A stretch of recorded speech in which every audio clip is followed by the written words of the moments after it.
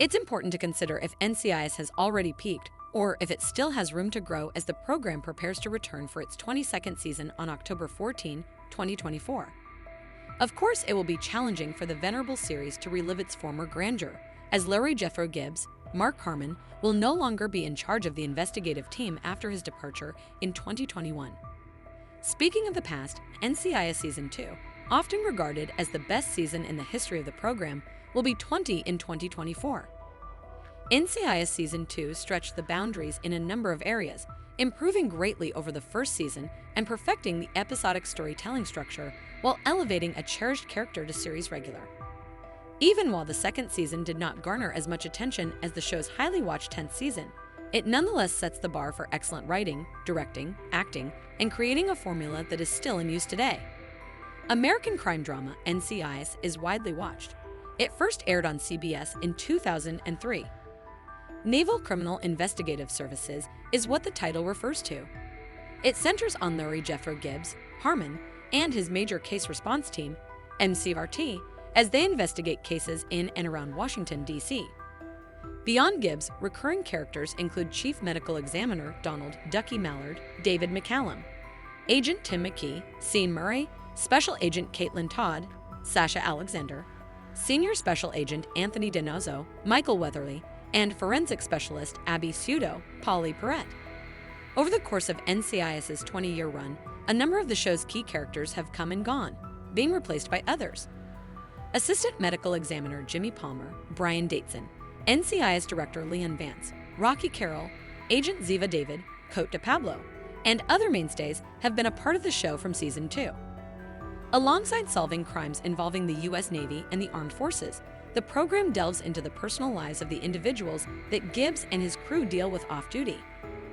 Even with its cliched pattern, the writing has stayed relevant enough to air for more than 20 years. The sitcom peaked in popularity in 2011 after receiving its greatest ratings and winning the title of America's favorite TV show in an online Harris poll.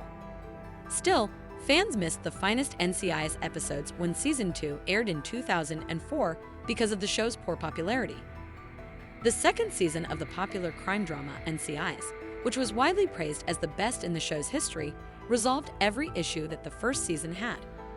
With higher dramatic stakes than in Season 1, the program improved significantly over the first season, clearly learning from its mistakes. The terrifying kidnapping of a mother and her blind daughter at the start of the season forces Gibbs and the group to thwart the $2 million ransom scheme. Fans would come to know and enjoy the pattern even more when Ducky connects a mark on a sinking victim's neck to a cold case in Lieutenant Jane Doe, the fourth episode. In addition, Lieutenant Jane Doe creates the foofs, the black and white teaser clips that appear at the beginning of every episode and serve as a continuing framing device. The show's recognizable formula was developed in Season 2, which gained popularity via repetition even though it is now taken for granted by the public. Beyond elevating McKee, refining the narrative structure, maintaining brand consistency, and strengthening the preview format, NCIS Season 2 excels because of the memorable dramatic stakes. After Call of Silence, the show approaches a dramatic conclusion in Episode 13, The Meat Puzzle, when Ducky, a popular NCIS character, is unexpectedly abducted at night at his house. As they strive to save Ducky in time, Caitlin feels guilty for his kidnapping because she didn't protect him and his mother. This makes the main characters get closer. Another fantastic subplot from Season 2 centers on Gibbs and the gang discovering a mafia plot that uses a marine shooting range as a place to dispose of dead bodies. The tragic ramifications escalate further in the penultimate episode, SWAK, when DiNozzo becomes ill with a terrible illness that might claim his life. Fans were forced to accept the possibility of a major character on the show passing away due to DiNozzo's hazardous situation. DiNozzo's recovery gave the impression that a terrible accident had been averted. Unfortunately, Season 2 concluded on a very dramatic note when yet another prominent character was abruptly murdered off, demonstrating the show's readiness to bid farewell to its most cherished mainstays.